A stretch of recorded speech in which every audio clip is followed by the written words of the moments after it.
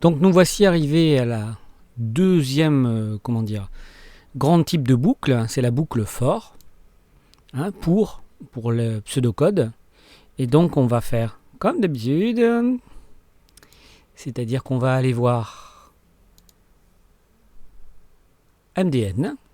Et donc MDN a bien petit exposé, voilà, très clair, avec des exemples et tout, comme d'habitude, que je vous recommande pour approfondir ce qu'on va voir ensemble sur la boucle for. Alors, moi je vous avais fait un petit schéma, je vous ai montré succinctement au tout début, qui porte justement sur une boucle for. Donc on a bien un début, donc on va faire une...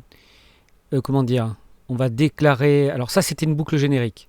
On va déclarer un compteur, puis on va rentrer dans la condition.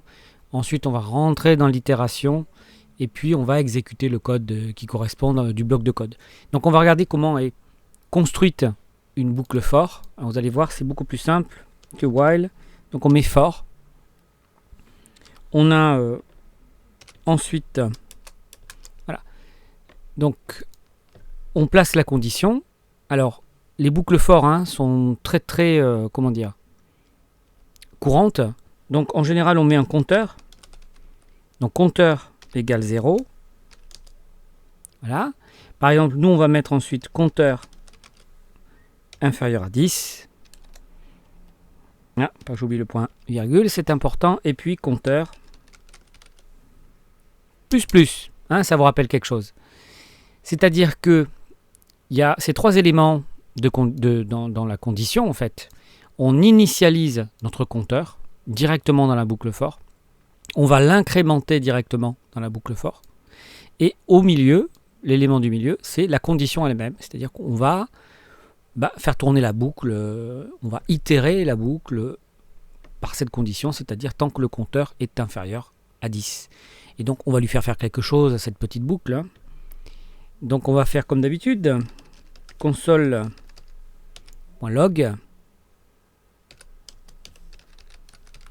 compteur. Voilà, on va regarder ce qui se passe. Voilà.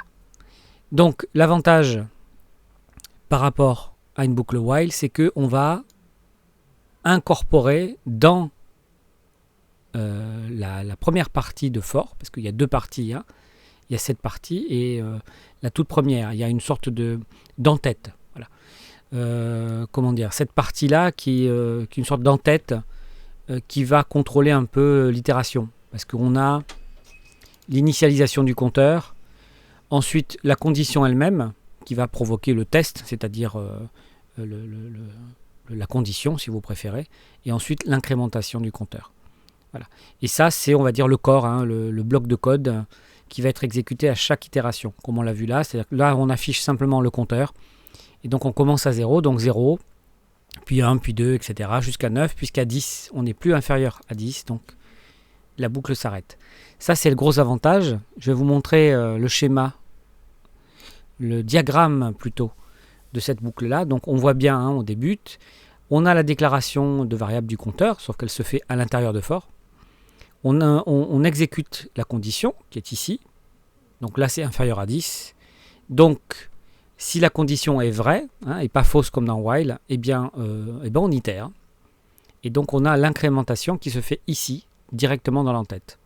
Et donc on le voit ici, tant que la condition est vraie, eh bien on va afficher le compteur et on va incrémenter automatiquement, et ça va tourner comme ça jusqu'à ce que cette condition soit fausse, et là on sort.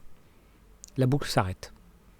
Voilà pour l'essentiel de la boucle for. Si vous avez aimé, mettez un pouce bleu, partagez, commentez, mais surtout abonnez-vous. Vous serez alerté des nouveautés, et quand il y aura assez d'abonnés, il y aura des bonus.